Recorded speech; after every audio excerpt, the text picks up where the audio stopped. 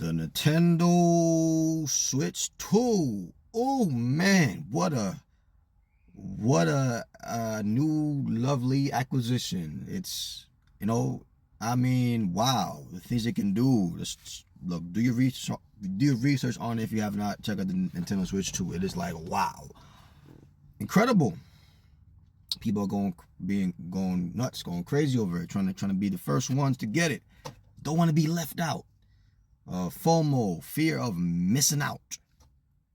All my friends got it. All my friends are gonna get it. Oh my God, I'm gonna be left out.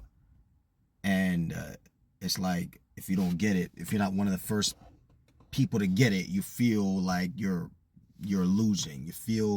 Many people feel quite frankly miserable, upset, like there's no life without the Nintendo. you know, Forgetting that it's just a piece of machine. I mean, I game, I enjoy gaming, but I realize that life goes on without it, with or without it. That if you let a piece of hardware not getting it at the time that you want to get it have you upset, have you mad, and it's not shelter, it's not food, it's not heating for your home when it's cold, and electricity for your home when it's very hot and you got air conditioning. Oh, that's way more important now. But it's a very sad thing that people would go be so anxious for it. I mean, me personally, I know a lot of people who do it, have done it, will do it. Stay up late all night to want to be the first people to get it. They stay up late, leave their homes and stay up all night at a store waiting for the next system. And I'm not saying it's bad. I'm not saying it's evil. I'm just my personal opinion. Why? Everyone's free to do what they're gonna do. I mean, I'm not saying it's bad, but it's like, what if you don't get the chance to do that? How would you feel if you couldn't do that? If everyone else was doing it, your friends are doing it, but you couldn't do it. And how would you feel? Would you be discontented? Would you be agitated? Would you be angry? And because if you couldn't for some reason get to that midnight release or the early morning release and be out there till the next morning, and maybe you're not able to get it, you're left out. How would you feel? Now, if you could shrug your shoulders and say, well, okay, well, I'll just wait for the next batch whenever it comes out next month, whenever it comes out, comes out. Whenever I get it, I get it. But if it would upset you, if it would ruin your how you show up with your kids or your partner, your parents, your friends, and you guess you're more moody, you could be going now to idolatry now for a game, a fake video game. That's there's fun there in games, but now it's affecting your mind. It's affecting you negatively. And I think this is also can go to other areas of life where we are just discontent because we don't got the latest, the car that they got, or the house that they got, or maybe even that I wish I had that, man. I wish I had that kind of woman, or I wish I would have this place in my life. I wish I had that. I wish I had that. And people are lusting. Lusting not just about sex. It's an excessive, unhealthy desire for anything. It's too excessive. It's not properly restrained, and that lust can turn to discontentment, which can lead to now discouragement and depression.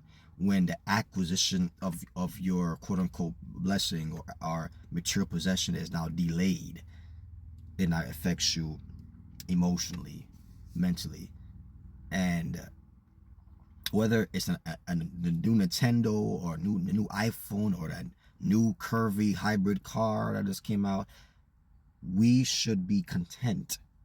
And if we don't have something, we should work to get it. However long it takes to get it, work towards it. Instead of complaining, being mad, be content. I mean, I'm sure many of you have heard the phrase life can be worse. You know, you could be living in a dumpster. You could be living in like a dumpster. I don't know, a rundown shed. Maybe some of you have lived in dumpsters. I don't know. Hopefully not. Hopefully not. Um, it could be not having much food to eat. You know, not even water to drink. There's so much things could be worse. No home to live at. So much things can go way worse than not having the Nintendo Switch 2 at a time that you want. But many of you we're upset. We don't got the latest sneakers that our friends got, or latest whatever that someone else got. And effects, and why? We have to be content. We should be content. So we're not letting things get in the way of our emotional well-being, our happiness, our contentment. You know, one thing I love, but the Bible has something to say about being content. Being content. First Timothy 6, chapter 6, but reading from verse 6 to 9, then we read verse 17. But godliness with contentment is what? Great gain. When you're living a life of godliness, righteousness, and you're content, you're loving people, you're loving yourself, you're loving your enemies, you're living a godly life, and you're content. Not saying you're not gonna try to achieve more, get more accomplishments, but whatever your state is in life, you are at peace. Whether I get the super best duper job in the world or not, whether I get the best super duper house in the world, best super duper car in the world, I'm content. If I get it, okay. If not, oh well, right? I'm gonna be content regardless. When you have godliness, you're treating people fairly, you have good relationships, you walk with God is great, man. That is great gain right there. When you got peace in your home, man, peace of your mind, peace, man, that is great gain right there. You've gained something that's so incredible that having all the technology in the world cannot surpass that. Might have all the technology in the world and the greatest cars, whatever, house, but you have no peace in your home, no peace in your marriage. Things with your kids are horrible, and you know you owe people money, and you always look behind your back because somebody might stab you behind your back. You owe them money, man. Imagine having peace and contentment, so you don't got to worry about that. For we brought nothing into this world, and it is certain we can carry nothing out. Some of you are obsessed with it. Oh, gotta get this, gotta get that. We brought nothing. Don't forget it. And guess what? All those things that you want, when you die, you can't bring with you. Let that be a reminder. You cannot take it with you. So all those things that you're stressing about having, at the end of the day, one day it will leave your hands anyway. You will not be able to enjoy it at some point anyway, because we're gonna die.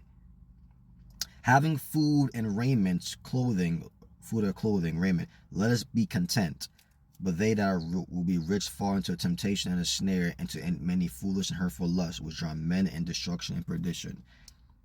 For those who are thinking it's evil to be rich, let's read another verse. Let's take the Bible into context here. Charge them, or command them that are rich in this world, that they be not high-minded, nor trust in uncertain riches, but in the living God, who giveth all richly all things to enjoy.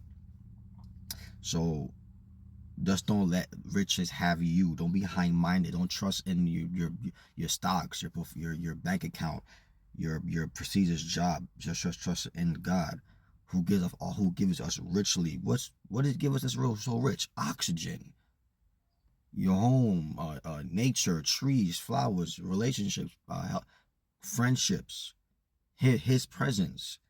That is rich. So whether you have making 500 grand a year or 20 grand a year, 30 grand a year, right? Really making it. I hope you do better economically if you are not doing that well. But there's so much things that's rich around us that we forget. Laughing with your family, laughing with your spouse, laughing with your friends. That's rich. So let's be content. Let's remember that whether we have this or that there are other things that we are rich in. Right? So God bless you. Be content, whether you have much, whether you have little. God bless you.